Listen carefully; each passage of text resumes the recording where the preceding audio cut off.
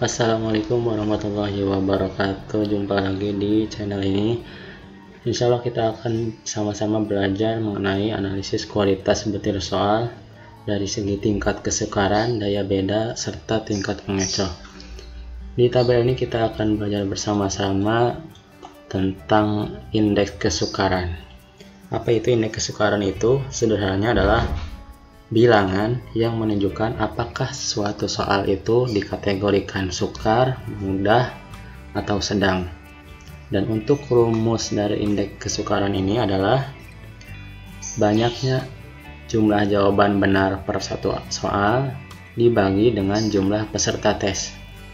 Maka mari kita masukkan sama dengan jumlah jawaban benar, karena ini adalah ada 50 peserta, maka kita klik 50.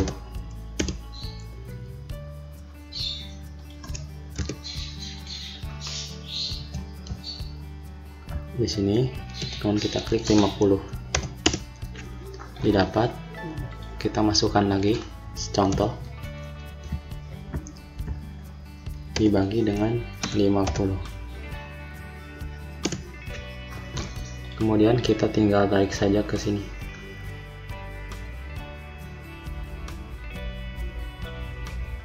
Nah, ini sudah didapat angka dari tingkat kesukaran soalnya. Setelah didapat tadi, kemudian kita tuliskan apakah angka ini menunjukkan klasifikasi ke dalam tingkat kesukaran mana. Setelah didapat, maka dihitung berapa jumlah soal yang sukar dan berapa jumlah soal sedang, berapa jumlah soal mudah. Di sini didapatkan angka 21 untuk soal sukar dan angka 29 soal sedang.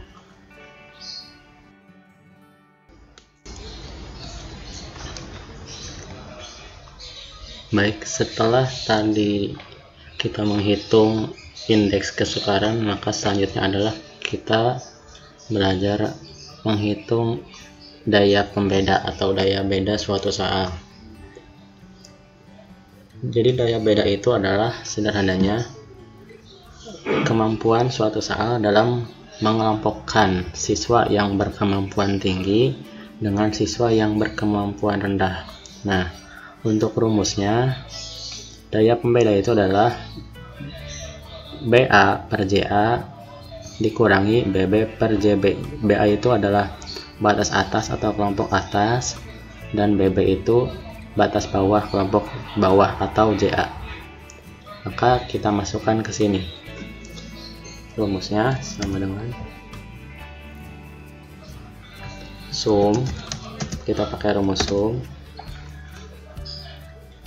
Kemudian kelompok atas tarik per dibagi 13. Nah, kenapa ini pakai 13? Karena dari 27%, 50 dari 27% itu adalah 13 orang. Maka dipilihlah kelompok atas 13 orang dan kelompok bawah 13 orang.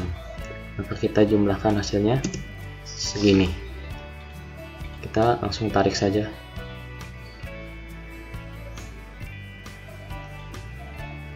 Nah, ini yang kelompok atas sudah diketahui. Kemudian kita cari yang kelompok bawah dengan rumus yang sama, yaitu pakai sum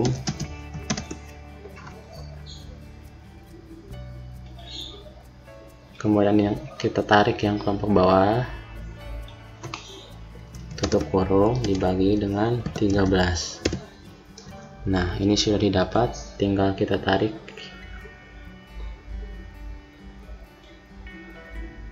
Ya,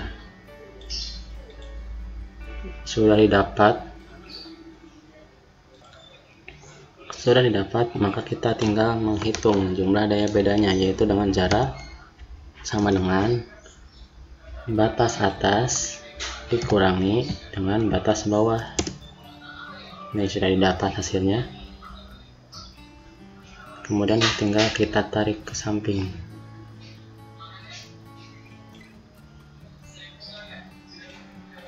Nah, setelah didapat tadi angkanya, kemudian kita memasukkan rumus di atas ini untuk mengkualifikasikan apakah soal tersebut dalam kategori mana, jelek, cukup, baik, baik sekali, atau bahkan negatif, harus dibuang. Maka kita pakai rumus if dalam kurung D58, artinya yang ini daya pembeda kurang dari sama dengan 0,19 artinya jelek, kemudian 0,3 kurang dari sama dengan 0,39 cukup, kemudian kurang dari sama dengan 0,69 baik, kurang dari sama dengan 1 artinya baik sekali, dan kurang dari 0 itu artinya harus dibuang. Setelah dimasukkan rumus ini, kita tinggal tarik ke pinggir seperti tadi, maka didapat seperti ini. Sudah langsung otomatis. Kemudian kita hitung menggunakan rumus CONIF. CONIF ini tinggal CONIF dalam kurung, ini kita tarik, yang ini tarik ke sini sampai akhir, sampai sini. Kemudian kita kasih tanda petik jelek misalkan. Nah, maka sudah otomatis akan terhitung berapa kualifikasi putar soal yang termasuk ke dalam kelompok jelek, dan seterusnya hingga selesai. Dan ini terdapat 12 kualifikasi soal yang jelek, 14 kualifikasi soal cukup, 16 baik, baik sekali ada 4, dan ada yang negatif atau harus dibuang, sejumlah 4 soal.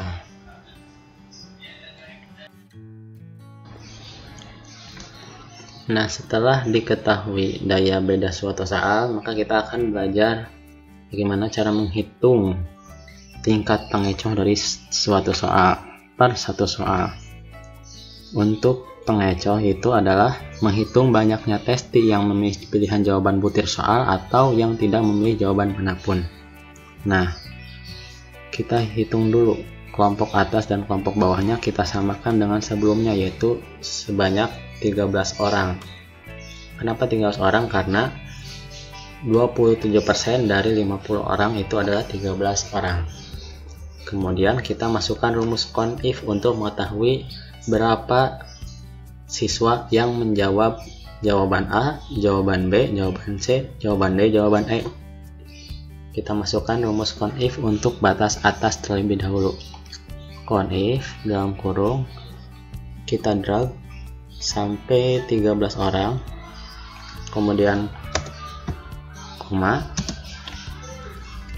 tanda petik, kita tulis optionnya. Kita misalnya ini keterkaitan ruang, klik. Nah, ini sudah didapat ada satu orang yang menjawab option A. Begitupun option B menggunakan rumus yang sama, tinggal kita ubah di dalam tanda petiknya ini dengan option tersebut. Begitupun dengan option C, option D, dan option selanjutnya. Begitupun dengan batas bawah, kita menggunakan rumus yang sama, yaitu CONIF, dengan mendrag batas bawah terlebih dahulu. Ini kita drag, lalu itu kita pakai tanda petik untuk menunjukkan option jawaban, dan dapat hasilnya adalah 1 untuk yang menjawab option B dalam kelompok atas kelompok bawah. Begitupun selanjutnya. Dan setelah diketahui, kita masukkan rumus tadi, hasil tadi, ke dalam tabel ini. Nah, ini setelah dimasukkan, kemudian kita jumlahkan terlebih dahulu menggunakan rumus sum.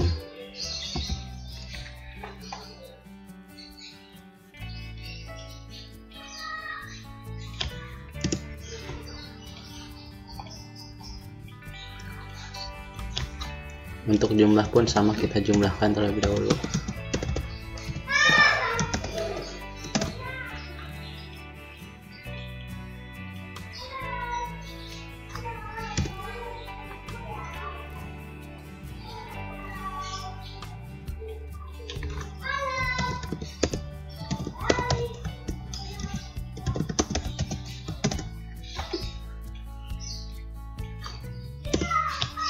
Nah, setelah tadi dimasukkan ke dalam tabel di atas, maka kita masukkan ke dalam tabel pengecoh. Kita masukkan berapa pengecoh A, pengecoh C, D, dan pengecoh E. Karena option jawabannya B, maka pengecohnya itu selain jawaban B. Kemudian kita hitung persentasenya. Berapa persentasenya itu dengan cara sama dengan jumlah jawaban yang ini, jumlah jawaban total atas dan bawah dibagi dengan jumlah total I, kemudian dikali dengan 100%. Nah, ini dibagi ini sama dengan hasilnya segini.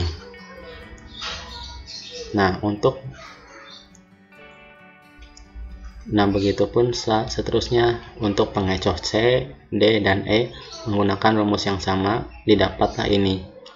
Untuk mengetahui keterangan apakah suatu pengecoh tersebut berfungsi atau tidak, maka menggunakan rumus if, yaitu if sama dengan D9. Kita ambil sampel di sini. Lebih dari 5%. Kenapa lebih dari 5%? Karena suatu pengecoh dapat dikatakan berfungsi dengan baik jika paling sedikit dipilih oleh 5% pengikut tes. Maka kita masukkan 5%, titik koma, tanda petik, kemudian tulis berfungsi, titik koma lagi, kemudian kita tulis tidak berfungsi, tutup kurung, dan ini hasilnya. Tinggal kita tarik ini, coba kita tarik. Nah, sudah otomatis akan diketahui bahwa pengecoh A itu berfungsi, pengecoh B tidak berfungsi karena kurang dari 5%, pengecoh D berfungsi karena lebih dari 5%, dan pengecoh E berfungsi sama karena hasil persentase menunjukkan lebih dari 5%.